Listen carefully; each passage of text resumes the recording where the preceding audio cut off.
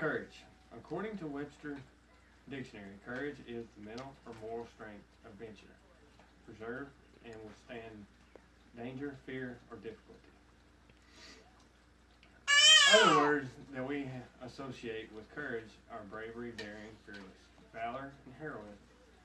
Sir Winston Churchill, the Prime Minister of the United Kingdom, and who led Britain from the cliff's edge to defeat to victory during World War II, once said that courage is what it takes to stand up and speak. Courage is also what it takes to sit down and listen.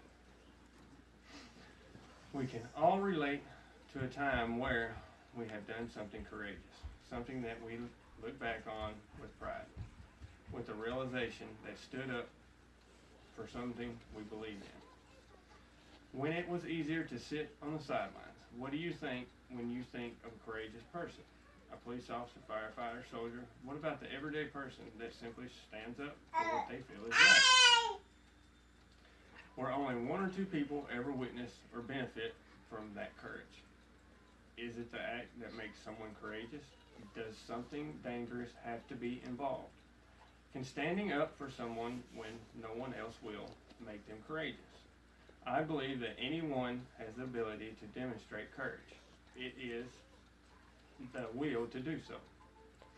My wife once told me about a meeting that her and her elderly neighbor asked her to attend with her. It was a simple neighborhood meeting for the subdivision that she lived in.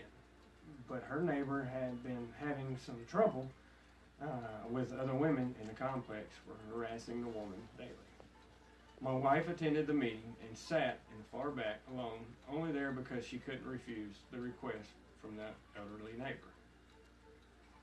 As she sat in the far back, silent, observing the room, she noticed her neighbor sitting stiff and uncomfortable at the table to lead the meeting, and three women in the audience huddled together.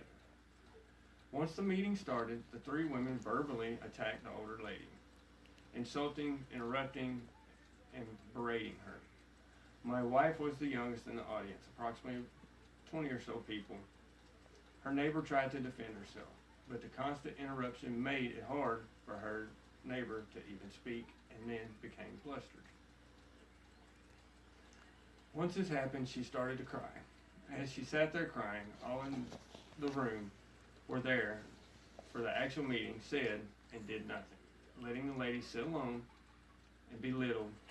When it was apparent no one would help, my wife stepped up out of her seat, berated the three women in front of the crowd, and then she berated the room for allowing this to go on in the meeting that was supposed to be civil. Was this courage? She could have sat back in silence, lending no support, but that wasn't the reason she had asked my wife to attend.